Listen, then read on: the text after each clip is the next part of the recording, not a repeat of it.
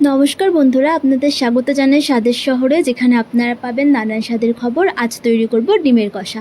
দেখুন, আমি এখানে ডিমগুলো হাফ বয়েল করে নিয়েছি। 8 মিনিট সেদ্ধ করে তারপর বরফ দেওয়া জলে চুবিয়ে রেখে খোসাগুলো ছাড়িয়ে নেবেন। ডিমগুলো দেখুন কতটা নরম রয়েছে। হাফ বয়েল হলে কিন্তু ডিমগুলো এরকম নরমই থাকবে। এখানে আমি ডুম করে আলু কেটে নিয়েছি। এখানে আলু রয়েছে 5 থেকে 6টা। আপনারা আপনাদের ইচ্ছে মতন কম বেশি করে নিতে পারেন। এখানে নিয়েছি একটা পেঁয়াজ কুচোনো, আর এরপর দেখুন এখানে রয়েছে 2টো পেঁয়াজের বাটা, আমি মিক্সারে পেস্ট করেছি। আর 1 চামচ আদা বাটা, 1 চামচ রসুন বাটা, এখানে 7 থেকে 8টা কাঁচা লঙ্কা বেটে নিয়েছি, লঙ্কাটা পাকা ছিল। আর এখানে নিয়েছি 1 চামচ করে জিরে আর ধনে বাটা। এবারে কড়াইতে পরিমাণ মতন সর্ষের তেল দিয়ে তার মধ্যে হাফ চামচ নুন আর হাফ চামচ পরিমাণ হলুদ গুঁড়ো দিয়ে দেবো। তেলটা ভালো করে গরম হলে ডিমগুলো আমি এর মধ্যে ভেজে নেব। ডিম ভাজার তেলে অবশ্যই হলুদ দেবেন, তাহলে ডিমগুলো সুন্দর লাল লাল করে ভাজা হয়, সেটা দেখতে ভালো লাগে।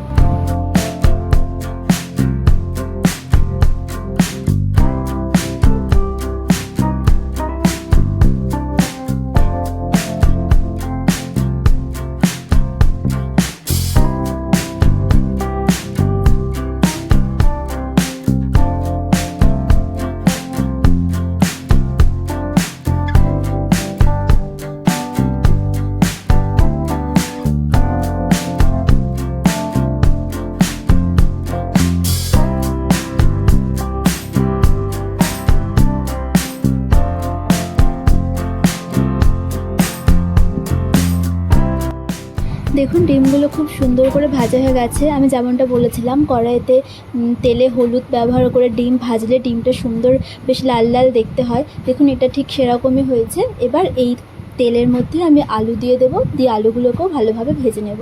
যেহেতু তেলের মধ্যে নুন হলুদ দেওয়া ছিল, তাই আলুর মধ্যে আমি আর নুন হলুদ ব্যবহার করব না।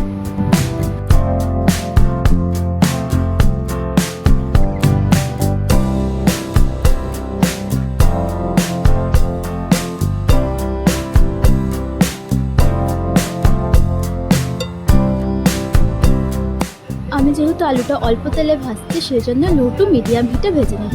আপনারা চাইলে বেশি তেলেও ভাজতে পারেন, কিন্তু এখন যেহেতু সবাই কম তেল খেতে পছন্দ করে, মানে রান্নায় বেশি তেলটা অ্যাভয়েড করে, সেই জন্যে আমি এখানে অল্প তেলে ভাজবো। অল্প তেলে ভাজলেও দেখুন, যেহেতু আমি লো টু মিডিয়াম হিটে ঢাকা দিয়ে ভেজেছিলাম, কিছুটা পরিমাণ তেল কিন্তু ছিল। আর আমি আরও অল্প একটু পরিমাণ তেল দিয়ে কড়াইতে তেজপাতা দিয়ে দেবো। আমি এখানে 2টো তেজপাতা ব্যবহার করেছি। এরপর আমি যে একটা পেঁয়াজ কুচি রেখেছিলাম, সেটাও তেলে দিয়ে দেবো। পেঁয়াজটা ভালোভাবে লাল লাল করে ভেজে নেব।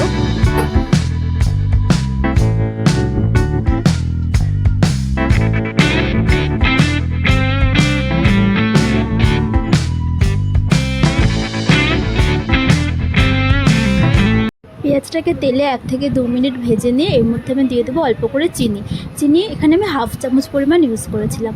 আমি যেহেতু শুকনো লঙ্কার গুঁড়ো ইউজ করছি না, আর তেলে চিনি দিলে কিন্তু রান্নায় খুব সুন্দর একটা রঙ আসে। দেখুন চিনিটা মেল্ট হয়ে গেলে এর মধ্যে দিয়ে দেবো রসুন বাটা। আর পেঁয়াজটাও দেখুন লাল লাল করে ভাজা হয়ে গেছে। রসুন বাটাটা দিয়ে অল্প করে নেড়ে, মানে পেঁয়াজের সাথে মিশিয়ে দিয়ে এর মধ্যে দিয়ে দেবো আদা বাটা। আর এই সময় হিটটা লো রাখবেন। আদা বাটাটা দিয়ে ভালোভাবে মিশিয়ে নেব তেলের সাথে। আদা বাটা আর রসুন বাটাটা তেলে দেওয়ার 1 থেকে 2 মিনিট পর দিয়ে দেবো পেঁয়াজ বাটা।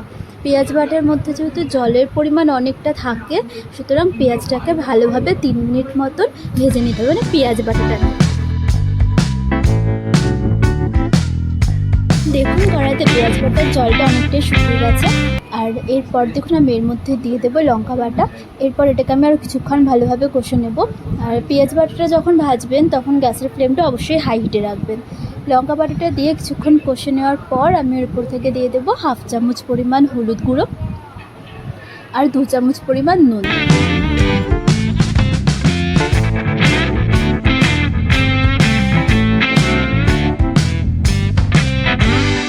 এখানে দেখুন মশলা থেকে হালকা হালকা তেল ছাড়তেও শুরু করে দিয়েছে। নুন দেওয়া হয়ে গেলে এর মধ্যে আমি দিয়ে দেবো বেটে রাখা জিরে আর ধনে।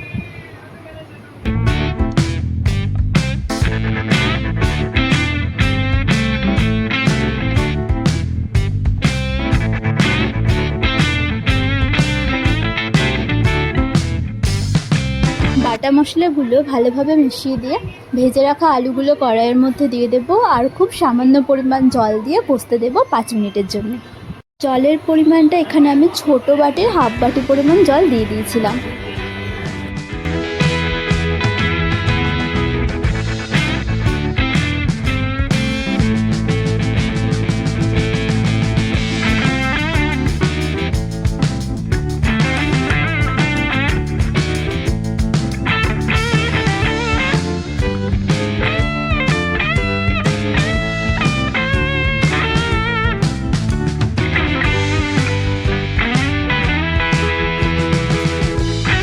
আজ আমি ডিম কষার মধ্যে টমেটো ব্যবহার করিনি, তাই আমি এখানে 3 থেকে 4 চামচ পরিমাণ টমেটো সস ব্যবহার করেছিলাম। আর টমেটো দিয়ে করলে খেতে ভালো হয়, বাট টমেটো সস দিয়ে একবার করে দেখুন, খেতে আরও বেশি ভালো লাগে। তো টমেটো সসটা দিয়ে আমি কিছুক্ষণ নেড়ে চেড়ে নেব। এখানে আলুটা আমি কষিয়েই নিয়েছি, আলুটা কষে যাওয়ার পরে টমেটো সসটা দেবেন, আগে থেকে দেওয়ার দরকার হয় না।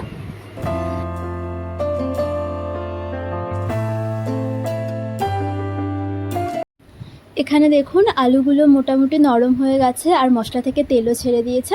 এরপর এর মধ্যে আমি দিয়ে দেবো পরিমাণ মতো জল। আমি জলটা একটু বেশি দিয়েছি, আমি একটু গা মাখা করবো। আপনারা যদি একদম শুকনো শুকনো করতে চান তাহলে পরে জলটা আমি যতটা ব্যবহার করেছি তার থেকে হাফ ব্যবহার করবেন।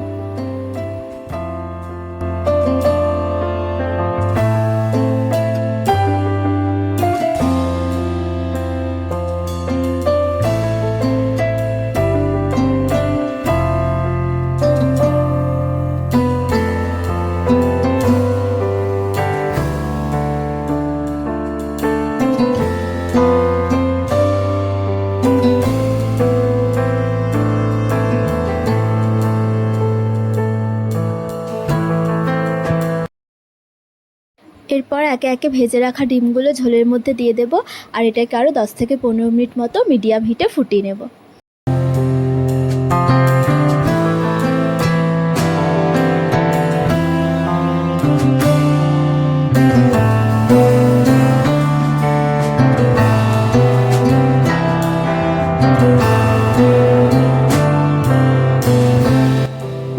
পর দেখুন আমি ঢাকাটা সরিয়ে নিয়েছি, ঝোলটা দেখুন কতটা কমে গেছে আর এটা তৈরি হয়ে গেছে।